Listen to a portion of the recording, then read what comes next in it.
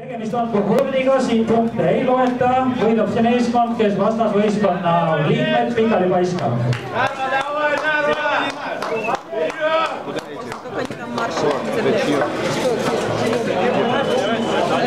Это на стол надо будет положить. Nii, ja näha, et Läti meeskond tuleb platsile ühtlasi ka suure kirvega. Seda suurt kirvest tasub jälgida, selle löögid on harilikult väga hävitavad. Ja suure kirvega on ka Läti meeskonna kapteni esivõitleja Hartmann ehk Vladimir Maksimenko, kes on ühtlasi meie duelli kategooria finalist.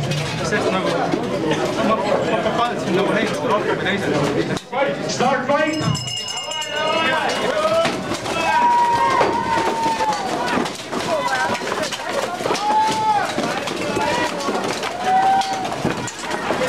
Seal mingi küla võidu.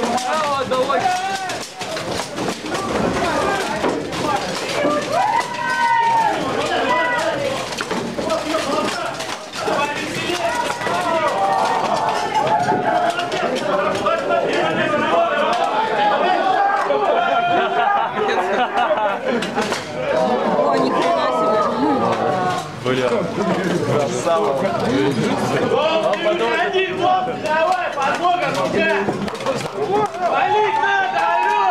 Ja praegu selle raadi võitis Läti meeskond. Ja Läti meeskonna ridades valges turvises võitleb Iisraeli esivõitleja Michal Bangulis. Teeme palun suur aplausi Iisraeli meeskonna kapten esivõitleja.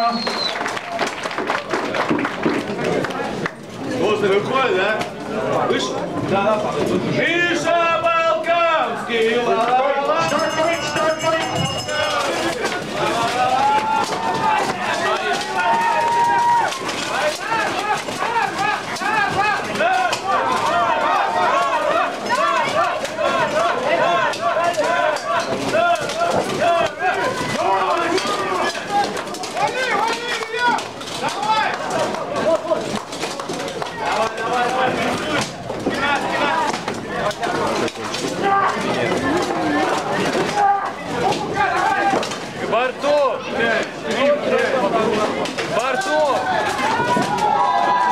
Start point! Stop point! И вообще сухую.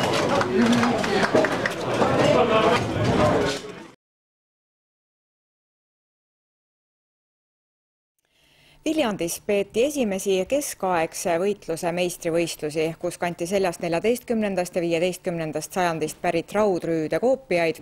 Relvad pärinesid samast ajast, kuid olid teritamata. Lahingu võitjad sõidavad Eestit esindama mai algul Prahas toimuvatele maailmameistrivõistlustele ehk nõndanimetatud rahvaste lahingule. Viljandi kunagises lennukitehases sammus rahva ette ligi 30 üleni metalli rüütatud võitlejat Eestist, Lätist ja Iisraelist. Pealtvaatajaiks sama karmi olemisega mehed ja üllatus, ka palju noori näitsikuid, kes kõik tulid oma lemmikutele pöialt hoidma. Turniir kujunes Eesti ja Läti maavõistluseks, sest kohal olid mõlema riigi tipud. Meie esivõitleja Jaan Murumets ehk Barbar ja lätlaste hirm Vladimir Maksimenko ehk Hartmann, keda peetakse koguni Baltimaade parimaks. Nägite just keskaegset ajaloolist mõõgavõitlust või siis inglise keeles Historical Medieval Battle. See oli grupi võitlus 5 versus 5. Siin on selle eesmärgiks on siis see, et vastased tuleb kõik maha paisata ja võidab see võistkond, kes suudab kõik vastase tiimi mehed enne maha paisata. Öelge ausalt, oli see valus ka? Ei olnud. Ei saanud üldse haiget.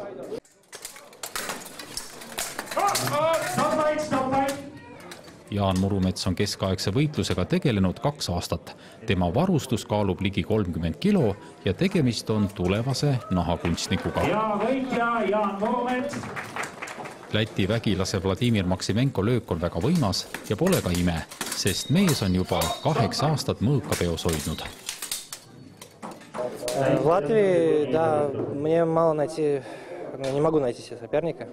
Вот поэтому приходится тренировать самому и растить новое поколение. Пока что получается. Vladimir ütleb, et keskaegne võitlus edeneb Eestis jõudsalt ja ka huvilisi on rohkem. Seevastu Lätis on enam levinud ajaloosündmuste taaskehastamine.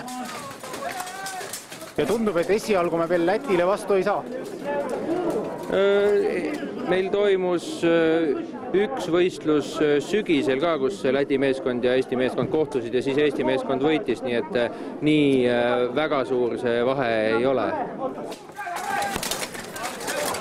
Tänane turniir Viljandis oli seni Eestis korraldatuist suurim.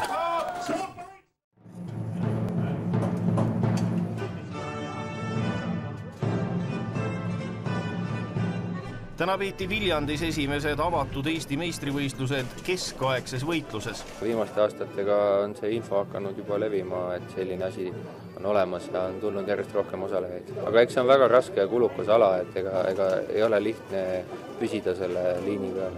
Meistrivõistluste tulemuste põhjal pannakse kokku tänavune rahvusmeeskond, kes sõidab Eestit esindama keskaegse võitluse maailma meistrivõistlustele ehk rahvaste lahingule, mis toimub 7.–10. maini Prahas.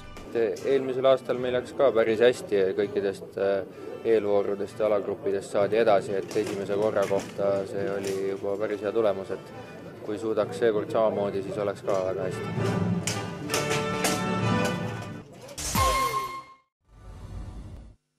Täna südapäeval keerati aeg Viljandis justkui 700 aastat tagasi. Viljandi lennukitehas muutus keskaegseks võitlustandriks, kui algasid esimesed Eesti avatud meistrivõistlused keskaegses võitluses. Raudrüüde ja mõõkadega varustatud karmid mehed ning raevukas võitlus. Just selline vaatepilt avanes Viljandis lennukitehases, kus toimusid esimesed avatud Eesti keskaegse võitluse meistrivõistlused, millest võttis osa kogu Eesti paremik. Selle alaga on tegeletud Eestis kuskil 3-4 aastat.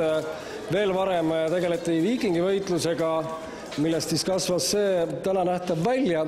Ja selle esimesed meistrivõistlused, see on nüüd ütleme traditsiooni tekkes siis järgmine suur samm, et hakkab võtma siuke avalikult nähtava ja kohal oleva spordi mõõtmeid. Tõsi, varem on käidud siis väljamaal kaugemal rahvaste lahingul, kus on maailmameistrivõistlused Eesti tiimiga on käidud, aga nüüd siis ka kodupinnal on toimumas, et kodurahvas saaks ka näha. Eestis tegeleb pealtnäha suhteliselt karmi spordialaga umbes 80 inimest. Eks selleks need meistrivõistlusi korraldatakse, et see ala järjest põnevamaks ja populaarsemaks muutuks. Võib ütelda, et täiskontaktsetest võitlustest on see kindlasti üks ohutumaid, kuna ikkagi kaitsevarustus on väga tugev vahel, raudlausa, nii et sükse boks- ja puurivõitlus on märksa ohtlikumad. Kuidas emotsioonid on ja kuidas tulemusega rahul? Tegelikult päris rahul. Vaatasin, et tuleb veits nagu kurjem löömine või andmine, aga päris siuke muhe oli. Siuke, ma ei tea, kuidagi endal on väga raske nagu kommenteerida, sest ma nagu suuremas ajast maaldasin nagu ühe tüübiga ja siis nagu suuremat pilti oli natuke raskem näha. Aga me võitsime, seega seda võib pidada, et läks hästi. Kui kõvad tegijad on eestlased maailma mõistes, selgub juba maikuus, kui Prahas toimuvad keskaegse võitluse maailma meistrivõistlused.